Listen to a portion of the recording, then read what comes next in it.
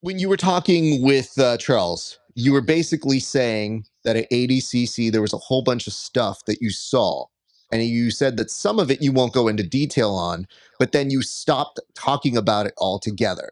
And as an actual good interviewer, my brain goes, "Well, what was it? It's Don't probably just just fucking introduce it. Tell us what it the is." nose beers, isn't it? It's probably the nose The beers. I nose guess beers. Craig has made it very clear what what the theme of the after party was.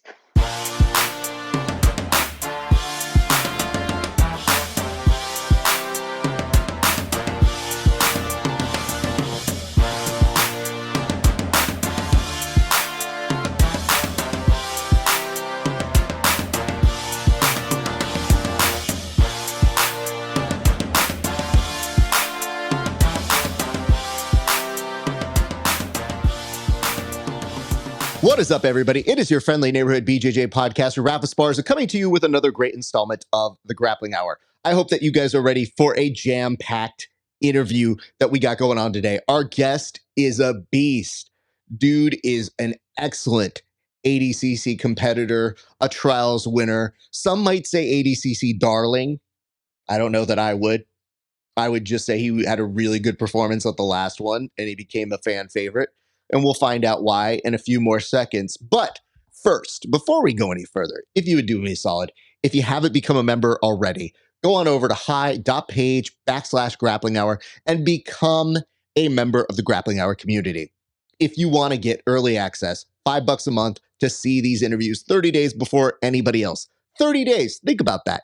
You could find out this information now while all those other yahoos, freeloaders if you ask me, are waiting the extra time to get these extra good episodes. Now, if you want to pay a few more extra dollars, then you can get bonus content like extra episodes that aren't available anywhere else, tape studies, and when I say extra episodes, we do mini-sodes on a certain topic. Sometimes it's steroids, sometimes it's talking about athletes who have respect for other athletes who they've competed against. It's always something new. We switch it out every 6 months or so that we can get a full structure version of what our friends have to say. Also, you can join our Discord where we basically encourage some discussion and talk about topics that will likely be on this show.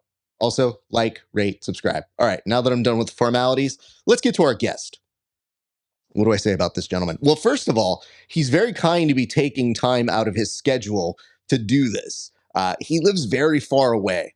And when you live very far away, coordinating schedules can be a bit of a bitch. But he's taken time out of his ability to go to sleep to chat with us, not just about his time at ADCC, not just about his time at Polaris or his championship runs over at GrappleFest. We're talking with the man who shares a passion of beating up people with the same kind of fervor that I do, because I've seen this dude hit a certain move that I hit all the time, but he's a respectable athlete and I'm just a host.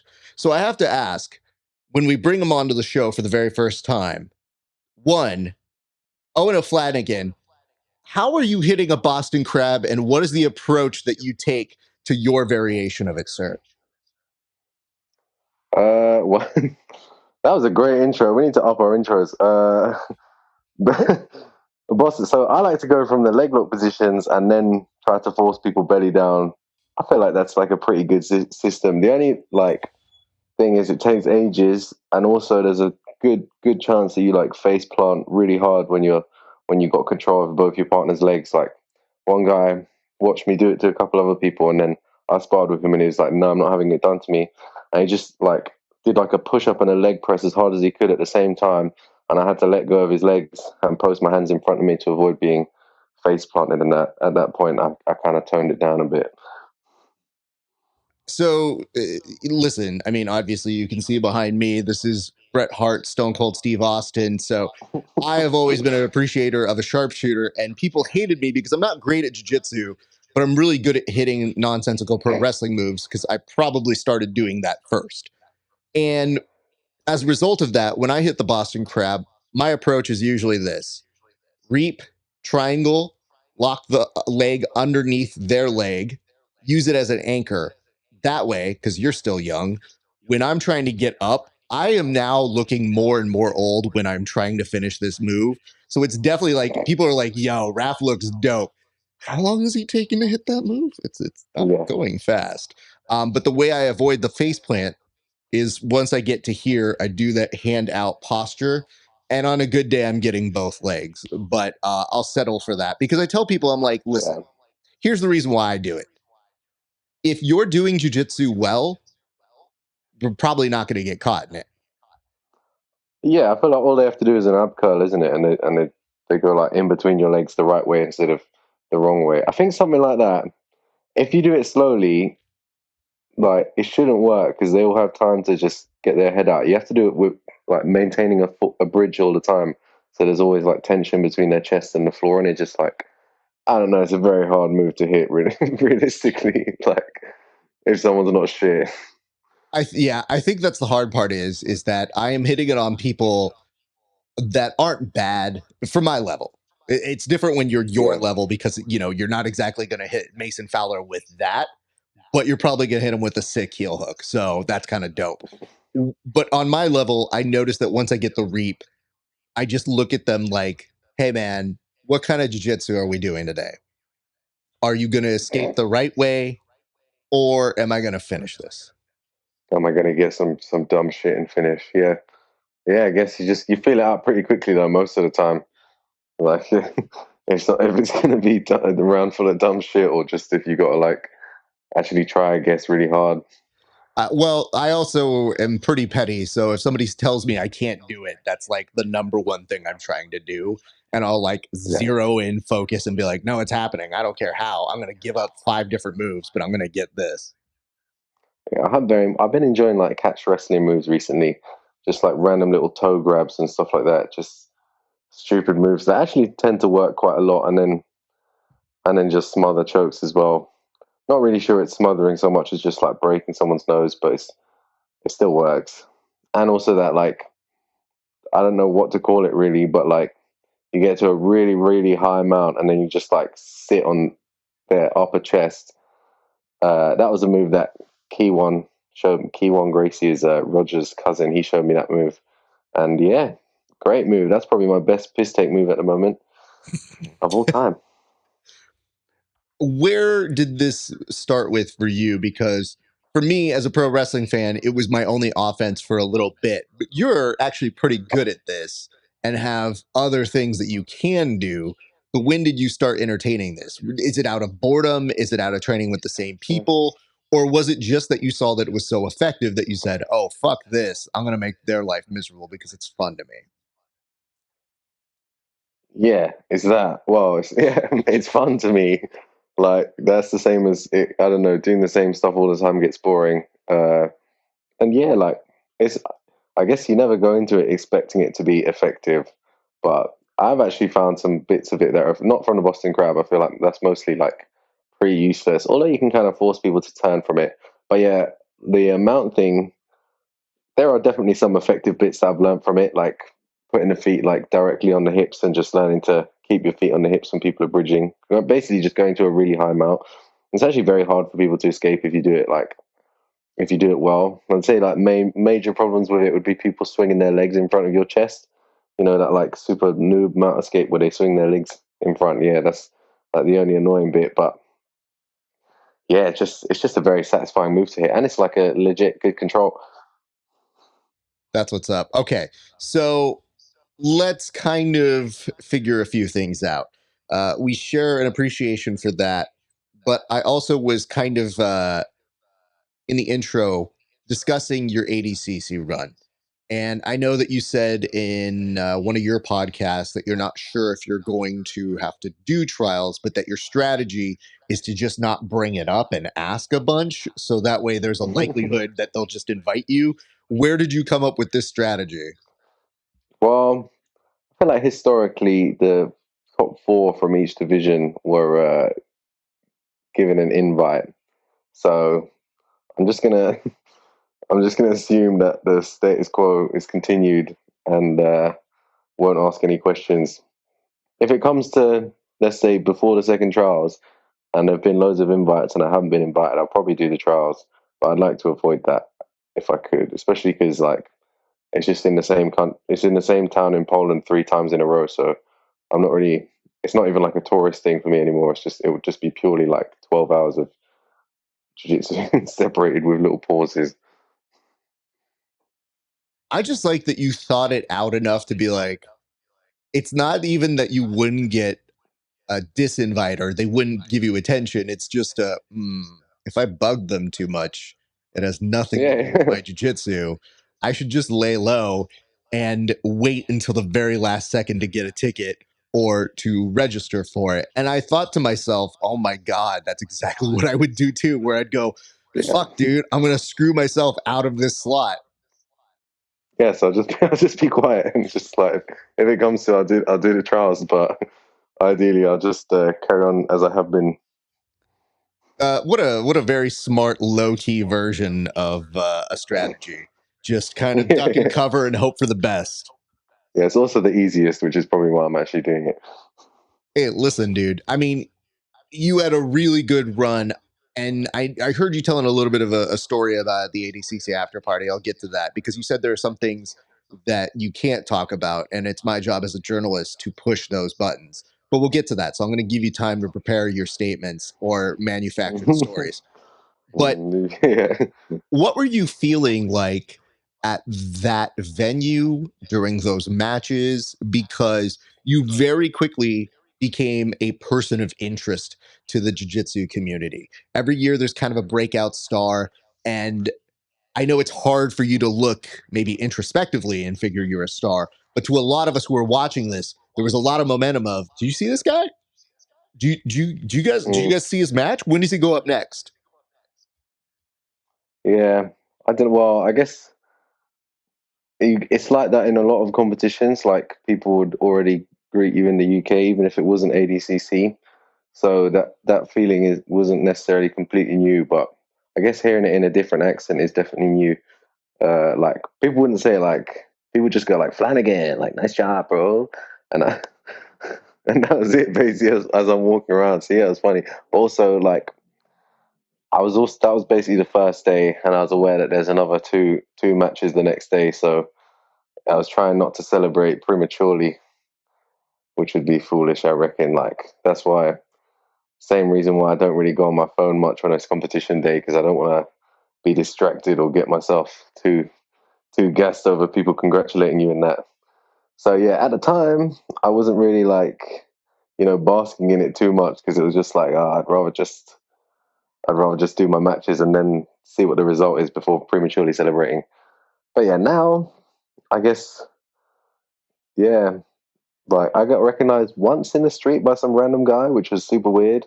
But in general, I'm not getting stopped like in the street and asked for autographs. So it doesn't feel like it's not actual fame, it's like jiu-jitsu fame in our small cult.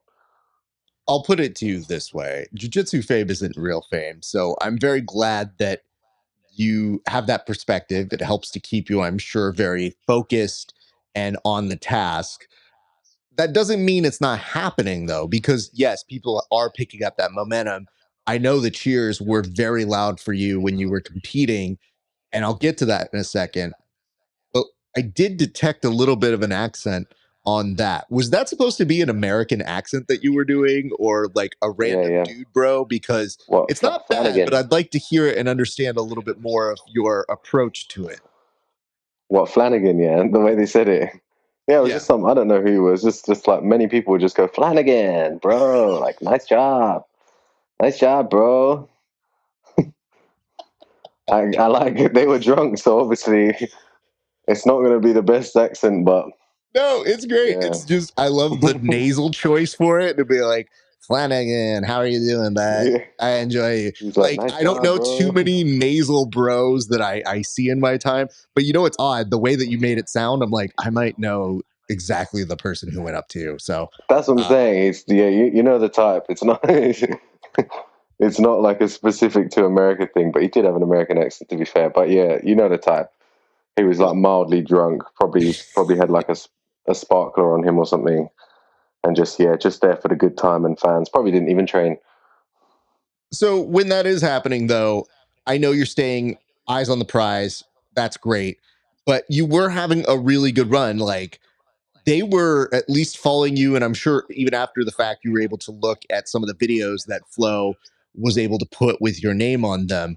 But let's be real, like Shanji, Mason, and then fun matches for us to watch after that as well. But I mean, like those weren't exactly the easiest of people to be thrown at the very beginning of a Mhm. tournament.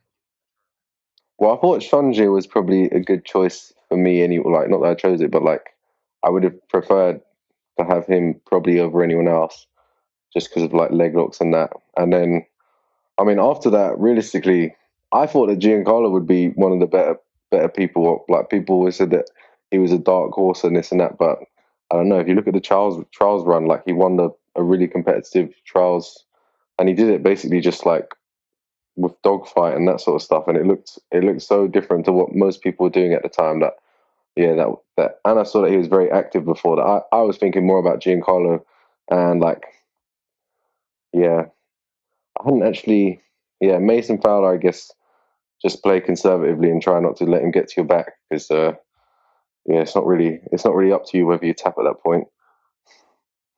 Yeah, So Mason's all sorts of ridiculous strong as well. So, for yeah, as exactly. technical as he is, I've seen that dude basically camel clutch Craig Jones at fucking Submission Underground, and I was like, damn, Yeah, bro, that does twice. not look fun. Exactly. So I'm not. I was just like the plan with that was just play guard, don't get try to leg lock him and like basically try to annoy him, and it worked like magnificently. Yeah, I didn't want to get my spine broken in some bullshit back bridge. Yeah, no, and I mean the good news is at Submission Underground, he got that position starting off with it, but it did tell the rest of us like, don't let him do that. And Yeah, exactly. Yeah, he's a friend of the show, so I just remembered messaging him after I saw it, and I was like, bro, I don't think I can grapple with you. Like even like for shits and giggles,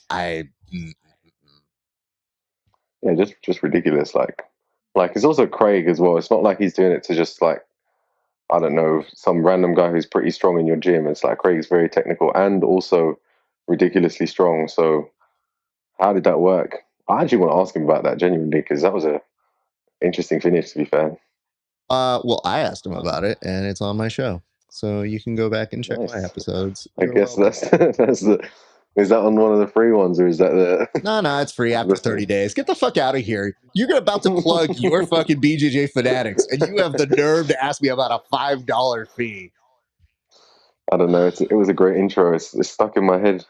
Hey, listen, dude, I will tell you this. I'm happy I can write you out a couple or have Chat GBT write you out a couple, and then you guys can be off to the races. I think everybody has to have Nice. their thing. And when I watched your podcast, it seemed like your thing was you were walking in on two dudes who were already having this conversation anyway, and they just handed you two mics and just said, go. Yeah, basically, yeah.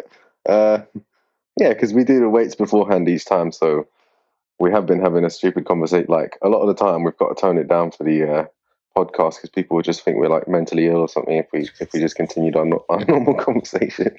So yeah, we have to like. That's why I think we need the questions really, because otherwise it would just be a ridiculous podcast, like not really worth watching, but maybe entertaining for like 5 minutes. Yeah, our thing I guess is just a really long awkward handshake at the start, and Charles tries to burn my hand over the candle, So and why that's is our he trying? intro. Like, what is happening there? Because I've seen handshakes before, and now that you bring attention to it, yeah, I did notice that as a recurring theme. So, is there like an actual like Sylvester Stallone approach of like trying to crush the hand, or is it just to be like, I want to make sure you're still doing the strength training drills properly? Because if you didn't, we're It's going to do just another set. Like, what's going on there? it's just alarming for people if you shake their hand weirdly, and it's entertaining.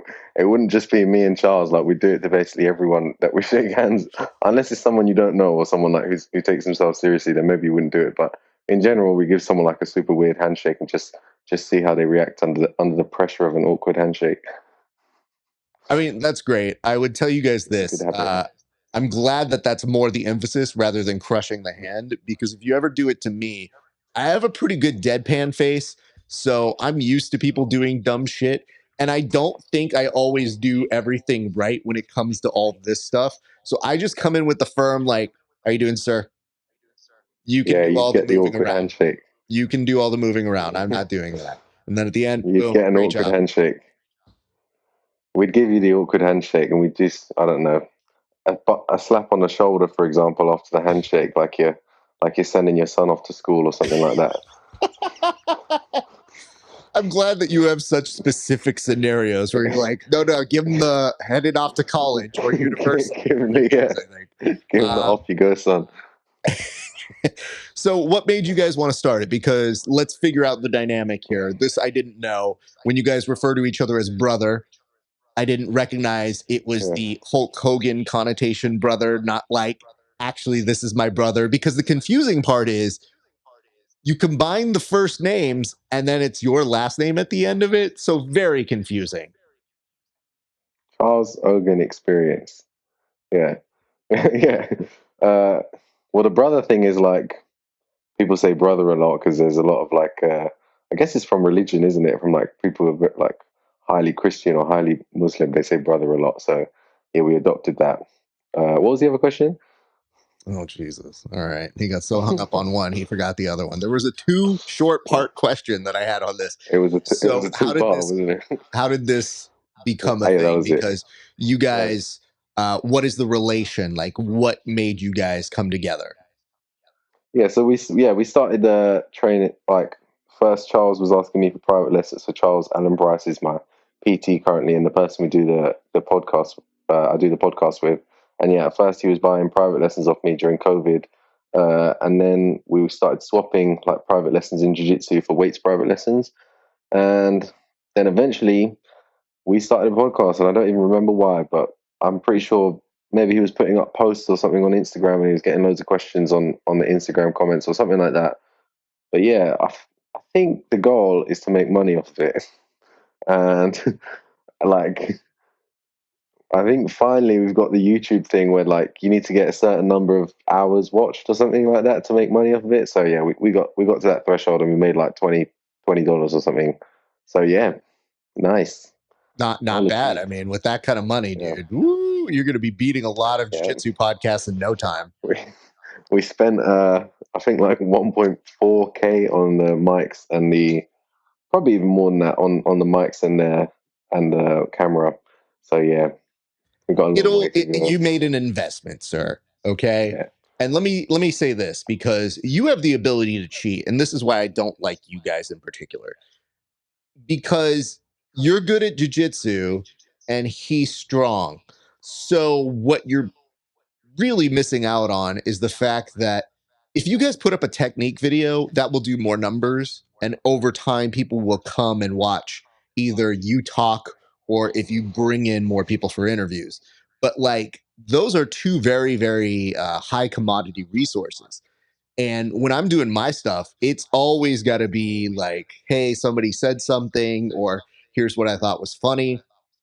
But I also have certain rules that I play by for my own self. I have my own dumb Batman rules where I don't really do anything super salacious because I hate that bullshit. Like, I'm not trying to milk certain things, but if somebody says something that is interesting, yeah, sure, we'll put that Yeah, out. you can But you comment. don't Yeah, see me like flaming out something to be like, Gary Tonin says Gordon never eats dinner and does steroids. Like, I don't really yeah. do that. If I'm gonna ask Gordon about steroids, I've done it in person already. Take that, rest of the internet community. So what I like to know is, if you guys were looking to do that originally, how are you able to do it after lifting? Because I hate all things that are not jiu-jitsu athletically, that you almost have to beg me to do other things like lifting or prehab. The last thing I'd want to do is get on this and talk if I was lifting heavy things. After it though, really, well, directly after lifting, because it's probably one of the worst experiences I have of the week, twice a week. Although it's pretty fun, like to some extent, and the numbers are nice, but yeah, it is horrible, obviously. But yeah, directly after it is probably one of the highlights of the week, given that you've just done something you don't enjoy, have a bit of endorphins and that from your lift, and yeah, can look swell for the camera, I guess. that's like ideal time for me. And it's also the only time. Like I literally have no other free time in my schedule. So like days are basically packed morning to night. Well, I say morning. I wake up at 10, but from 10 a.m. to like when I get back at 10 p.m., it's basically packed. So there's no other time for it. It's got to be after the weights. Make sure I wrote that down. He said endorphins, which in translation, steroids. Got it. Okay, great. That's the clip I'm going to go That's with the then. one. The post training steroids. That's the one. But like, I think the reason why is because you're saying that you're getting a natural high, even though you don't want to do it either. My physical therapy guy, when I work with him and he's trying to get me strength and conditioned, when I'm doing it, he almost has to beg me to do it. And he's like, hey, man, come on, dude. And I go, because you're asking nicely, I will do this shit, even though I'm paying you. And this fucking sucks, dude. But like, he's gotten battle ropes at times and like told me, like, we're going to do battle ropes. And I'm like, what am I, Brock Lesnar? I'm not doing this bullshit. You do it. Or he'll be like, No, get we on don't an do that. exercise bike. And I go, I don't want to. No, we don't do that. We're not doing fucking battle ropes or I don't know, like hammer swings or any of that stuff. It's just normal weights. And to be fair, like I don't have to go. And like Charles, I'm not paying Charles. Like he's doing it for out of the goodness of his crippled black heart. So you know, if I don't show up, that's basically my loss. It's That's fair. enjoyable. And also, his encouragement is less begging and more just like, "Come on, you fucking prick, just lift the weight." But you know, you got to work for whatever works for the guest. So if it's you and Yeah. you're the client and he's working like that, hey, I'm pretty sure at a certain point you basically go, fine, bitch, I'll pick this up. And then you do it and you're just like, are you happy now? Yeah, it's Yeah, what I just exactly. set a new PR. Great. Sounds good. Yeah, Fuck off. exactly. Yeah, just a nice sarcastic tone the whole time. So okay, this is your first time on the show. So we'll get into Yeah. origin story. But no, we won't. I'm going to press you on your ADCC after party because I promised that. What went on that you didn't talk about at the ADCC after party that you can talk about now? Because I'm pretty sure there's an NDA that like probably the time's lifted. It's almost a year now. What was the context? Was it just just like debauchery in that? No, so when you were talking with Charles, you were basically saying that at ADCC there was a whole bunch of stuff that you saw, and you said that some of it you won't go into detail on, but then you stopped talking about it altogether. And as an actual good interviewer, my brain goes, "Well, what was it? It's Don't probably just just fucking introduce it. Tell us what it the is." nose beers, isn't it? It's probably the nose The beers. I nose guess beers. Craig has made it very clear what what the theme of the after party was, and yeah, it was yeah. That was basically it. I won't just like name people one by one, but you get the idea. It was a Christmas snowy themed after party. Okay. Fair enough. But like I said, I just love the idea that you introduced it. And this is how I know you guys are buddies because you just dropped it and moved on to questions. And I was like, fuck off. Talk about the thing you were talking about. Yeah. Well, I'm sure if it was that bad, we would have just edited it out. Charles does a good job with does a good job with the editing where I wouldn't even notice that it's been cut unless you're watching it. So yeah, Well, I'm sure are we you could have cut. watching those episodes back in playback? Like, do you go back and rewatch I after don't they've watch gone on anything. air? No, I wouldn't watch it. Takes too long. I think I've watched one with my girlfriend, and maybe like I've been in the car with someone else watching it, but it's both are kind of weird scenarios. Just yeah, Did she have getting in any someone's notes for car and then you? Did watching. she try to produce you? And she was like, you know what? I need you to be a little bit more lively when you hit your jokes. Make sure to stare directly into the camera. Actually, she she works in PR, so she said that you can't say that. Like a lot of the things, I think now she just won't watch them because it would be too horrifying. Eh, I I appreciate mean, that. I have to say this though. I feel like PR for what you guys do across the pond, if you would, is a little different than our PR. I think in the US we're a little more sensitive, but like y'all, I'm pretty sure saying the word cunt doesn't really even like bat an eye. You just go like, oh, you didn't say the word. I'm really disappointed that you didn't say that. So there are certain words that translate here or there. And I'm pretty sure that your PR might be a smidge different. Yeah, I'm like, it's stuff like saying like retarded or something like that. Like, it's not meant to.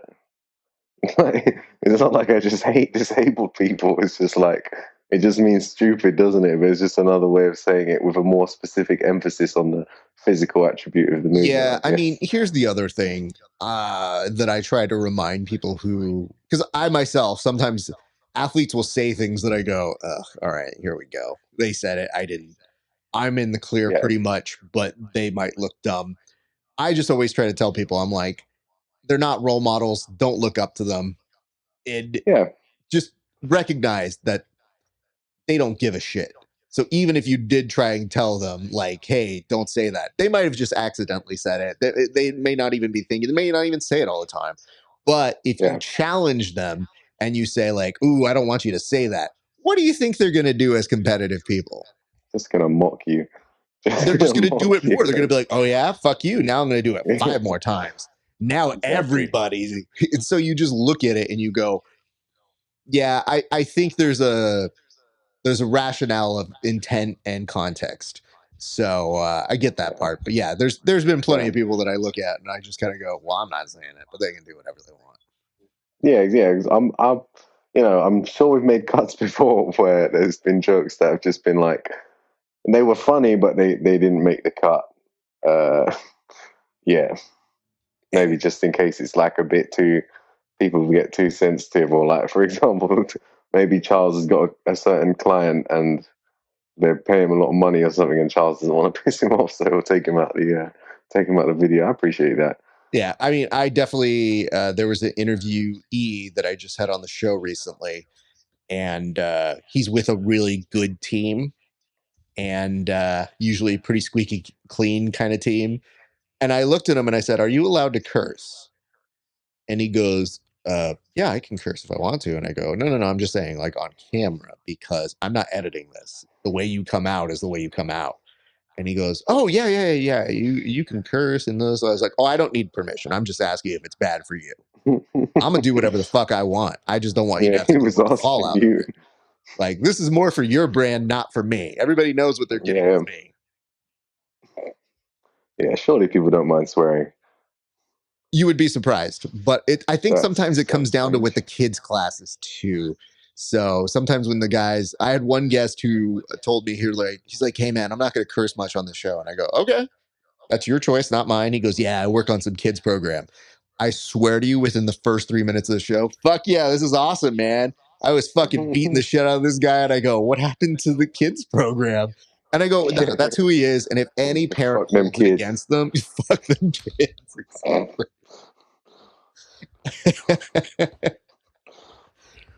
That's the second soundbite we're pulling. All right. So let's get into origin story, because I don't know where your jiu-jitsu or martial arts journey begins. So where does it begin for you, sir? I started judo when I was 4 at Willesden Judo Club, which is a club in London. There was a couple of people that went to the Olympics from there, so it was a good club. But it was also just a local club for me. Uh, and then I stopped that for like 2 years when I discovered the internet. Started playing RuneScape heavily. What a waste of time! And then I looked for judo again after a 2 year hiatus, and I found the jiu-jitsu club, and I was like, all right, they're wearing a gi and they're sparring, so that's all I care about. Can we start from standing? Yes. So I got my judo throw, and then I just get smoked after that. And then I started jiu-jitsu there under Felipe de Souza, who is Brazilian under, Leo Teixeira? Yeah. And yeah, and this other guy, Rory Coria, who now lives in Argentina. Very strange. Fair play, I guess. More sunny in that. And then went to university, trained under Craig Ewers from like purple to black belt. That was 4 years. And then once I left university, went back to London and just started training at open mats and just teaching random places. And now I've opened my club, Submission Grappling Club in London. in Hammersmith, and that's the only place I teach at, other than just doing seminars on the weekends, and I guess teaching online with people's screens and that. Let's Yeah, go that is back a it. little bit because I have a couple of follow up questions here. So, what you were doing is at the time you got derailed by playing video games, is what I'm picking up here. Yeah, we got broadband. Like before that, internet was just sort of that screeching dial-up thing, and then we got broadband, and it changed everything. And then eventually I got bored of the internet. Actually, my accounts got banned on RuneScape, and Why did they get right banned? about the same, I was botting, I was cheating basically, so just to save time. And Hold on. This is a huge admission. I want to find out more about this. This is where I the true don't think investigative it. journalism begins. I What were feel you like this is doing to actually, cheat? What exactly does that entail? Because I'm old yeah. and I I feel don't like know exactly what that means. okay, so it's a game where you got to like do repetitive things to get better at the game, right? So rather than me clicking on some button a million times, I'll just do it overnight with some like robot that you download basically. And yeah, that I like it would be more shameful not to do that in a way, because that means you physically had to do all that random clicking just to enjoy the game. So yeah, I'm actually not ashamed of that.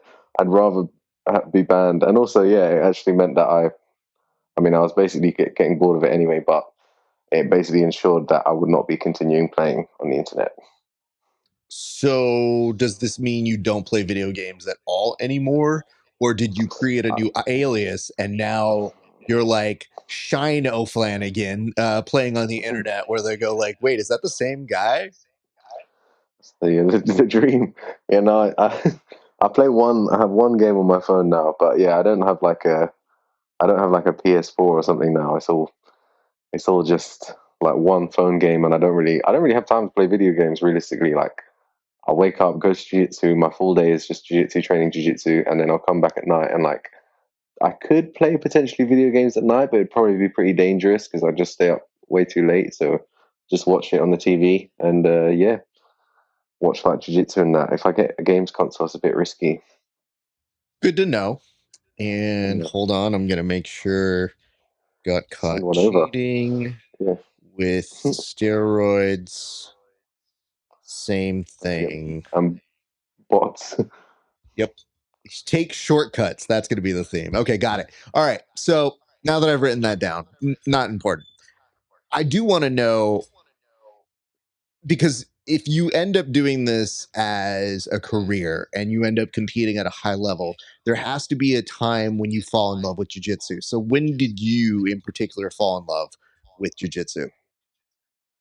Well, like straight away. Uh, like I started jiu-jitsu 3 days a week, and then I added in judo 2 days a week. Like I restarted judo 2 days a week, and then after a while, I was doing like three jiu-jitsu and like five judo a week. Then I started doing Muay Thai. Bear in mind, I was like 13, 14, so I had loads of energy and I could just go. I was also like 52 kilos, so I guess it's easier to move around when you're that light. So yeah, I was just keen on all, like martial arts and that. Not for any not for any particular reason. It's just like I used to enjoy judo, and jiu-jitsu seemed like almost like a better version of that. So yeah. When you say that these people were heading on over to the Olympics, was there ever a moment when you thought, man, if I stayed with that, maybe I could have been that competitive level? Yeah, 100%.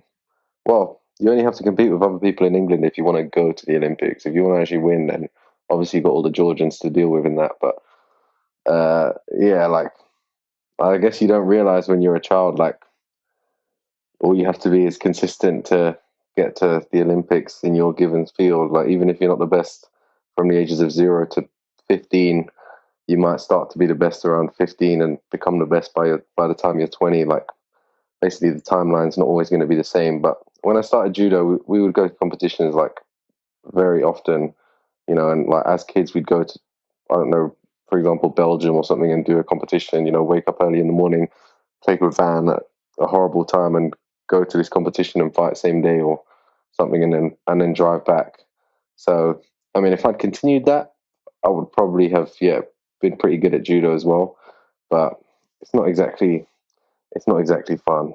Also, my knees were fucked up. I had bursitis and I was like 11 years old, so I didn't feel great about doing judo.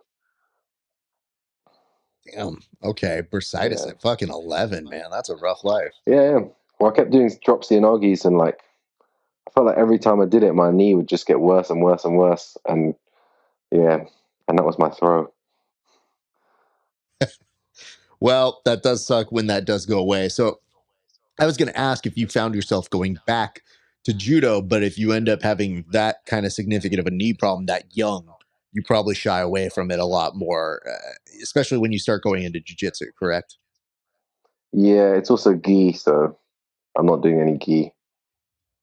I Got it. used to do gi, so I'm not. I'm not going to do any judo. But I like using judo techniques in wrestling. It's just grips and like timing, and that of all the moves is much harder when you don't have the gi.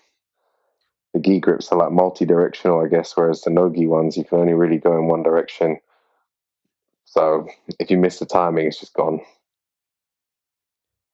Do you think that doing judo, then transitioning to jiu-jitsu and seeing the same kind of like kimono, if you would, did that inform you on being anti-gi, or did that become something that developed over the years? And if so, why? I just started training no-gi to help my coach, Nikki Robinson, is one of my coaches as well at one of my earlier schools when I was doing the gi, and yeah, and then I actually enjoyed it a lot more than gi. I realized also in the gi, like when Worm Guard was coming out, it came a bit ridiculous, and people were just like heavily stalling for rounds upon rounds, and like let's say it's a 5 minute round, you just about escape Worm Guard once in the round. You get put into Worm Guard, you escape Worm Guard. It's like you may as well not have even trained. Like nothing happened, and yeah, also clothes don't really dry here because it's wet. That's the worst excuse I've heard for gi. I just love that you gave the real answer, which was, I mean, I just don't like it. And then you threw out a lobbed, like half baked shot of, oh, and it's cold Yeah, it's a here. fact.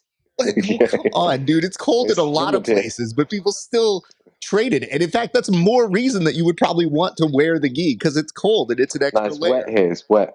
It's wet here. It's not necessarily cold. It's just wet. So if you try and dry your gi, like it's just not happening. Do you have like a dryer, like a washer and a dryer? Or do you guys just have washers? Yeah, but the dry is kind of slow and apparently costly. So I Oh, wouldn't go down that Jesus route. Christ. Oh, Basically, I'm not doing fucking gi unless someone pays me a lot of money. hey, listen, I already accepted you as saying I don't like it. And to be fair, I have an appreciation for both, but I have a preference. And if I have the choice, it's going to be no-gi. It's just, I like the idea of understanding why people are so anti something. And Mm. you would kind of slipped it in there and be like, I would never be caught dead in a gi. And I go, all right, well, now we got to ask because I can Yeah. understand the perspective, but I want to understand Also, I feel like why. it's less healthy. It's less healthy, isn't it, for your like fingers and lower back and your knees? I feel like there's a lot more torque in gi than in no gi. The dangers of no gi are basically like heel hooks, I guess, like the dangers traditionally, and like maybe the fact that it's more slippery, so more knees get fallen on. But the fact that there's collar grips and like jumping close guard with collar grips in the gi and all the torque from the clothes makes it way more risky, in my opinion. I'll be honest And with like, you. yeah. I don't think any of this is super healthy. I think we just convince ourselves that like some of the health benefits of working out outweigh the clearly insane parts where it's like, well, I twisted a ligament as far as I could, and then oops, bad things happened. So I think there's a lot of stuff that we convince ourselves like, no, this is a diet Coke. Therefore, it is healthy. Like, I think that's our Sodies. You gotta have a normal Coke afterwards to balance out. absolutely. Listen, dude, I'm not going to get fat for no reason. I'm going to earn my calories. Thank you, sir. Okay. So you do fall in love with it. When did you know that you had kind of adapted a good sense of what jujitsu is? Like, when did you feel that you had a breakthrough or that it was something that you were actually pretty good at?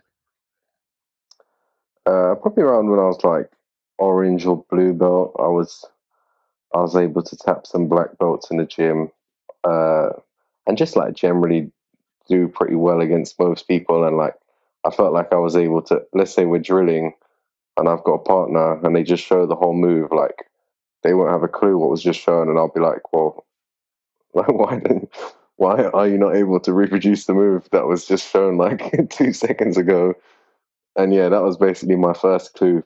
That I feel like most of the jiu-jitsu community back then as well was like, maybe it was also because it was being taught in a foreign accent, and a lot of the people in the club were literally their first language wasn't English, so that could have been a big factor as well.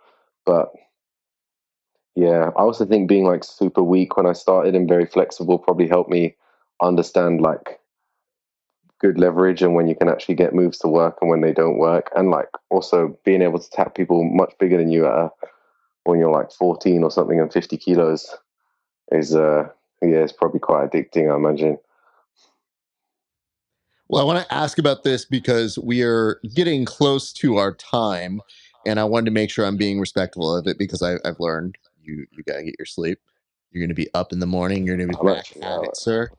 I'm actually not. I've got nothing to do, but Wow. Okay. Well, then you're a dirty sorry. liar, and I resign. normally would, but yeah, I'm injured, so there's no training tomorrow morning. What do you do when you're injured then? Because video games are out. So what does it become for you when you're kind of on the shelf? Just rehab as much as possible and watch jiu-jitsu constantly. That's basically it. And I might play my single phone game if I'm extremely bored, but that is like a very much a last resort. Yeah, like I'll reply to all my messages on Instagram. Like that takes me like a good like 2 3 hours or sometimes. I No, mean, yeah, I don't get injured like this very often. no, I understand. I definitely know what that is. I would say if you do have this injury that keeps you off the mats, is it the world's smartest idea to be ingesting more jiu-jitsu content? Now, I know we say it's a good time to take advantage of it, but I get the impression you might be there for more than a movie's length in terms of watching and digesting. Yeah, I'll watch matches and I won't watch too much in one go. Like once I start to zone out of it, I feel like there's no point just having the competition sounds on in the background. So at that point, I'll change it off. Sometimes it'll be like MMA as well. I like to watch bits of MMA. I feel like the jiu-jitsu and MMA is very like odd and applicable in a way. It's like what I don't know. It's weird because they're all so much more athletic, and the goal is always to get on top. That you see some weird shit basically in MMA that you wouldn't normally in jiu-jitsu. So yeah, I watch that as well, and that keeps me busy. I feel bad because I do have a different tone that I use for some of our guys who fight MMA when I'm teaching than I do for my regular jujitsu kids. Because they'll hear me be like, no, take your time, get your frames, we're good. And then when I go with the MMA guys, I'm like, fuck the frames, use all your fucking strength and get out. Spaz, Yeah, yeah, do that shit. yeah. Oh yeah. If I've got MMA guys, and I'm trying to teach them a move. I know that they're looking at me like, yeah, but I'm just gonna get punched in the face here. So I'll try and be a bit like cognizant of that when I'm actually explaining the move, and I'll be like, well, I don't know about you, but I imagine if I was in a fight here, I'd just be punching them, and and I'll throw that in just so they know that I'm at least aware that I don't know anything about MMA. Well, I always like to do it like this, where I tell them, I'm going to give you the jujitsu portion. And then let's say I get you to knee on belly, I hand you back to your coach. Like, yep. Yeah, And off you go. Have fun. yeah. How I prefer to do it with MMA guys that let's say they come to our gym for a bit of sparring or something, and like I'll just like look at what they're doing often because often they're really good at just standing up. Like obviously, they always do that in MMA, but like they might not be so good at just basic bits in guard that would make them stand up so much more safely. So when I get MMA guys like that, I won't try to teach them normal techniques. I'll just kind of look at what they do and be like, oh, you could try and do this and this, and it might just be a lot easier for you to just stand up, which is most of the time their goal. Yeah, absolutely. I wanted to circle around to this because I was trying to get to this, which was you filmed a BJJ Fanatics instructional. What is the name Oh of it yeah. again? It's called Sloppy Seconds Countering the Outside Passer. It's so named because the first one was called Downright Sloppy Half Butterfly. To be honest, like we were getting pressured for a new name, and Sloppy Seconds came up, and that's what we settled on. Uh, but yeah, like I don't know how well it's doing at the moment because you know you only find out the sales after a month, and it hasn't been out that long. But it's essentially like a DVD on countering people that are circling around and to north south, and I feel like it's a very popular thing to do at the moment. Is like circle around the garden, try and tire people out. So the idea of the instructional is basically to use minimal energy in frames and keep your partner in range whilst they circle around you at different angles, so you can pick off counterattacks.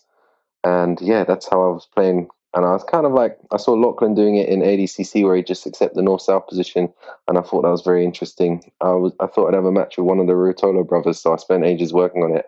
And I think they had a contract with one or something, so we couldn't do the match. But that was where the idea started. And yeah, it's probably pretty cheap. I don't even know. This is a good selling point. I don't know. It's probably less dollars than Probably someone cheap. else's DVD. Absolutely, absolutely. I guarantee that. So you said some things that did interested, not interested. And this is how my brain works. Okay. So I heard you're going to counter from that position so that you're kind of getting out of north south. Interested. Frames. Okay. I'm kind of there. So that way you don't have to expand energy.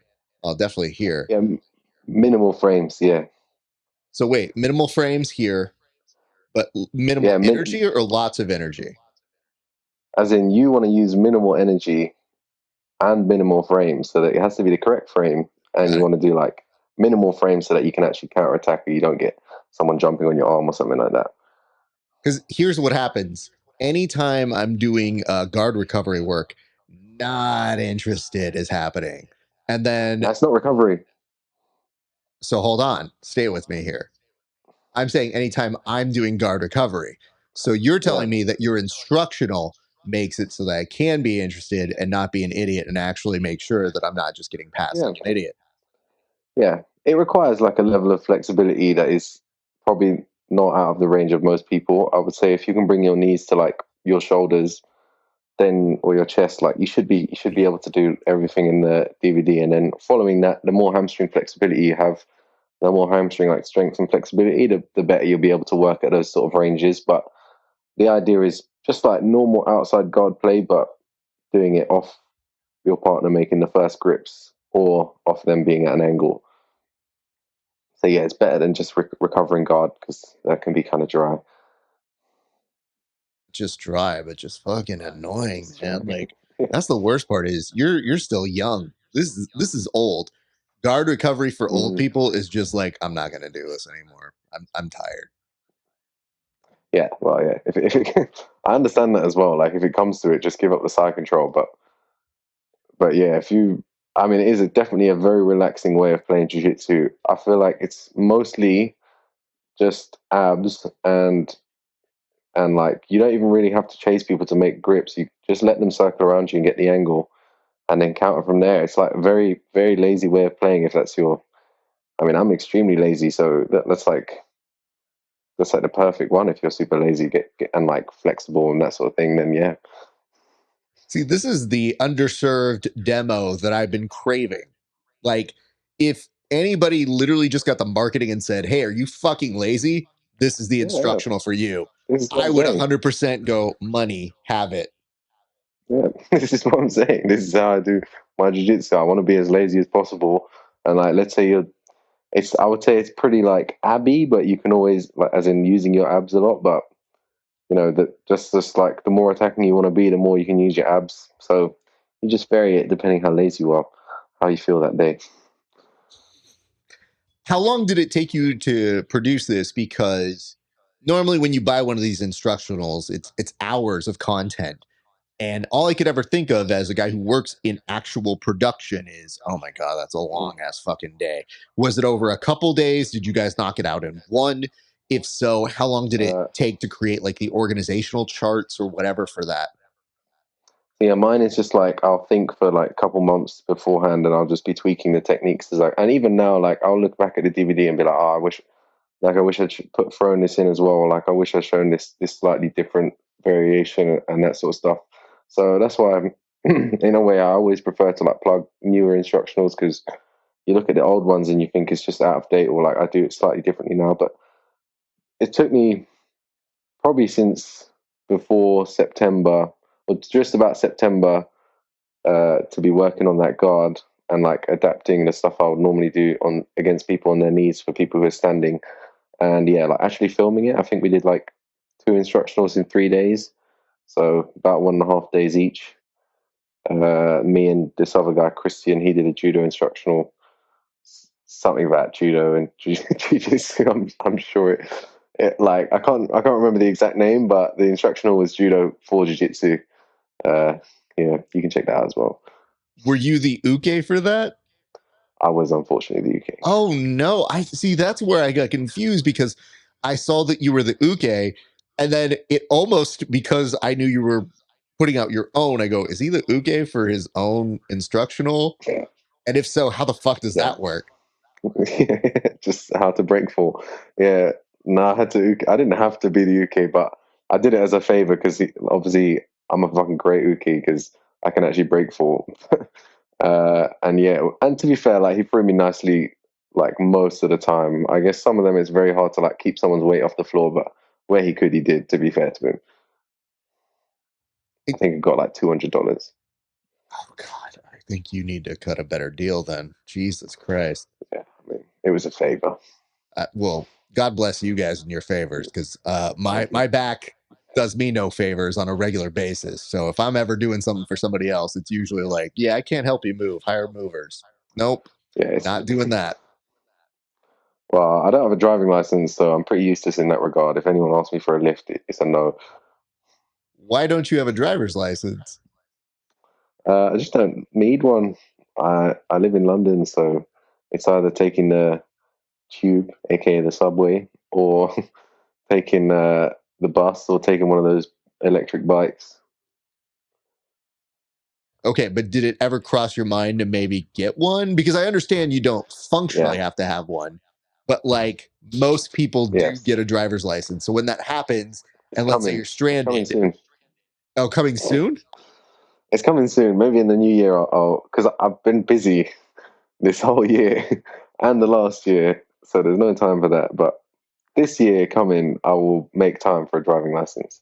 Do you feel that you didn't get a driver's license because there was no bot that could do most of the footwork for you? Is there a bot that can do the footwork for me? Wow, the fact that you had to ask that says a lot about you. Here on. Well, yeah, I'd be interested. I mean, I would like a driving license. I'm sure I could drive if pushed. I'm sure I could drive a car, but I'm just I saying, would need I like think at maybe this like a point 5 minute now, tutorial. your best bet is probably just to get a self-driving Tesla. And something that like a self-driving car for you is probably the most up your alley, I think. Do you still need a license for that? That's a great question. I think you do, because Surely, I think the just in way that case. they make that work is they go, "Hey, listen, this Tesla crashed into a tree, but you're a human. You're on it. This is your fault." Yeah, okay, yeah. But if I don't have a driving license, it's not my fault. See, that's why I like the electric bikes, because you can go through red lights and that, and you don't have to actually accelerate on your own. So it's perfect. There's no license plate on them either. So it's like the ideal way of getting around London. That's very funny. I like that's one of the things you considered was no license plate on this crime. I can Well, get yeah, of away with course, something. yeah, yeah. Well, yeah, yeah. Or else I wouldn't use them, would I? Oh, and I have to say this: like I saw your matches at ADCC. You know, obviously, I keep my eyes on all the people who qualify, and it's always hard to introduce yourself when I know the world is inundating you and flooding you. But you've been on our radar so much to the point where somebody bitched at me that I didn't bring on Ashley Williams, who's been on our show multiple times, and you a while back. So you have been on our radar for a bit. and you've continued to do amazing things. And I've been very, very happy to watch from afar on not only your success competitively, but the way that you have been branching out your stuff, the way that you are now having success as a podcaster, and the way that you're having success as a instructional, what do we call them? Guy? Yeah, instructional guy. Is that what we're going with now? The formal name. Formal name indeed. But I just wanted to say congratulations to you on all those endeavors, sir, because you're doing a great job, and I see a nice trajectory continuing for you. Yeah, let's hope. Yeah, thank you very much. Yeah, it was a good year. It was also very tiring, and I didn't have many rest days. So yeah, I'll just like continue as I have been, hoping for the best.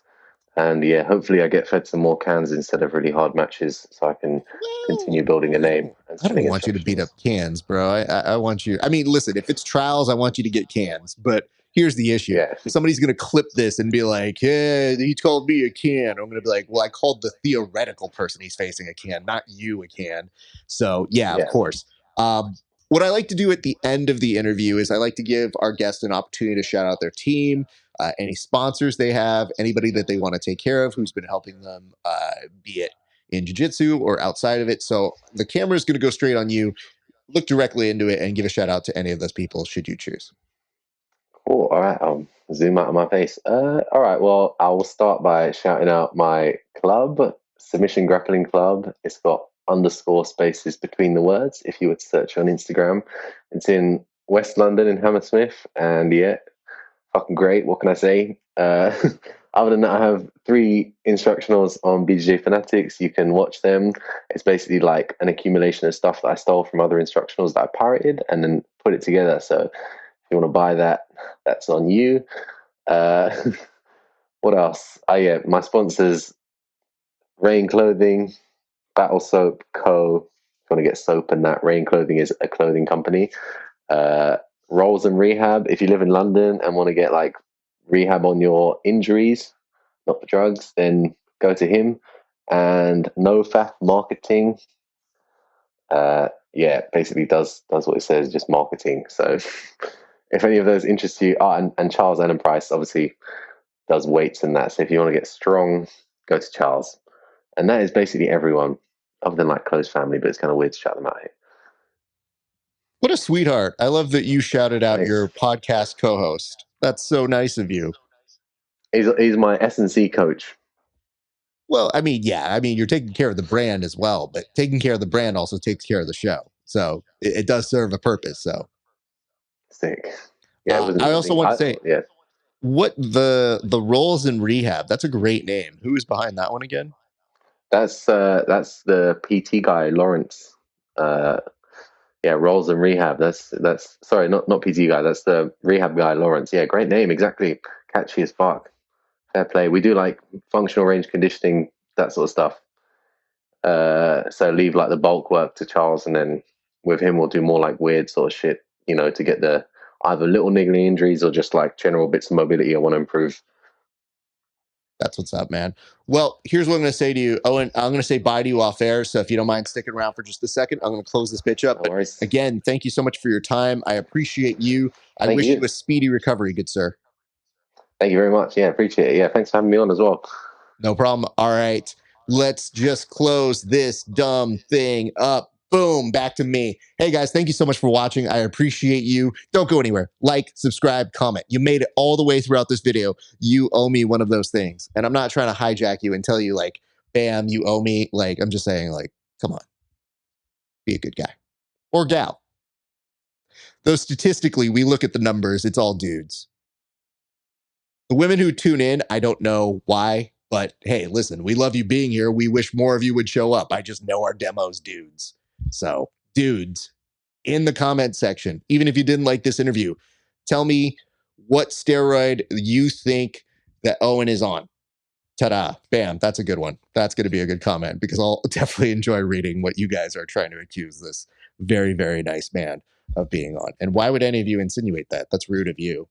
2, if you haven't become a member yet, head on over to HY.PAGE /grappling hour. Become a member of our community. $5 a month to see these interviews 30 days before anybody else. And if you pay a few dollars extra, you can see some of our bonus content, extra episodes, tape studies, breakdowns, some of my rolling footage. And yes, we have a segment where guests come on and roast my competition footage because it's not great.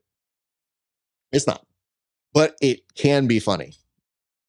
If the guest is funny, sometimes they're not, but it depends. Anyways, I like it. I think it actually is pretty funny. Whenever we had Miha actually just came on and roasted some of my competition footage, and it was actually pretty funny in my opinion. All right.